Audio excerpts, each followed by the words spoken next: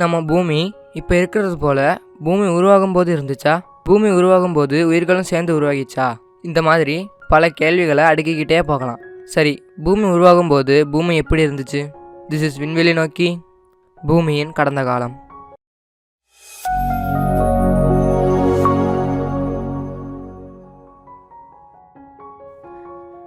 நம்ம இருக்கிற இந்த பூமி உருவானது சோலார் நெபுலா அப்படிங்கிற புகைக்கூட்டத்தில் இருந்து தான். இந்த சோலார் நெபுலாவில் இருந்து பூமி மட்டும் உருவாகலை, இந்த சூரிய குடும்பமே உருவாகியிருக்கு. முதல்ல இந்த சோலார் நெபுலா எப்படி உருவாகிச்சு? ஒரு நட்சத்திரத்தோட வாழ்நாள் முடிவில் அந்த நட்சத்திரம் சூப்பர் நோவாக மாறி வெடித்து சிதறும். இந்த வெடிப்பில் இருந்து தான் இந்த சோலார் நெபுலா உருவாகி இருந்துச்சு. சோலார் நெபுலாவோட நடுப்பகுதியில் சூரியன் உருவாகிச்சு.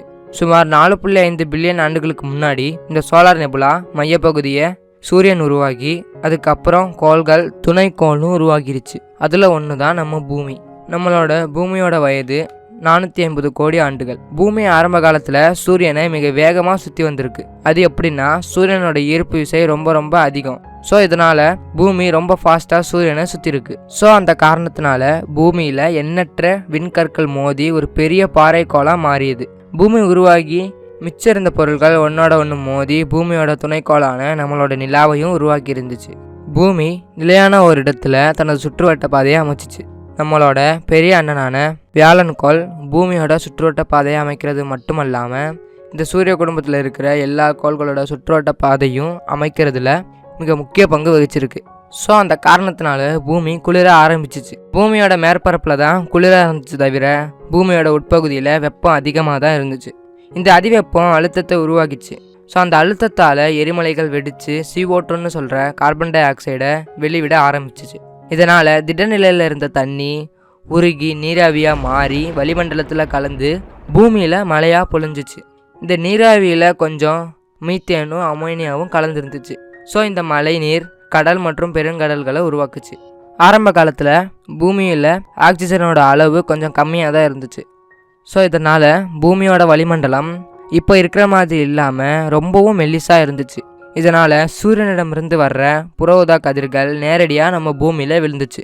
கடலில் இருக்கிற ஆழமான பகுதியில் இந்த புற ஊதா கதிர்கள் விழாத அந்த காரணத்தினால அங்கே தான் பூமியோட முதல் உயிரினமான சைனோபாக்டீரியா உருவாகுச்சு. இந்த சைனோபாக்டீரியா ஒரு செல் உயிரி மட்டும் இல்லாமல் அது ஒளிச்சேர்க்கை மூலமாக உணவு உற்பத்தி செய்கிற ஒரு உயிரி. இந்த உயிரினம் வாழ கார்பன் டை ஆக்சைடு, நீர், சூரிய ஒளி இருந்தாலே போதும்.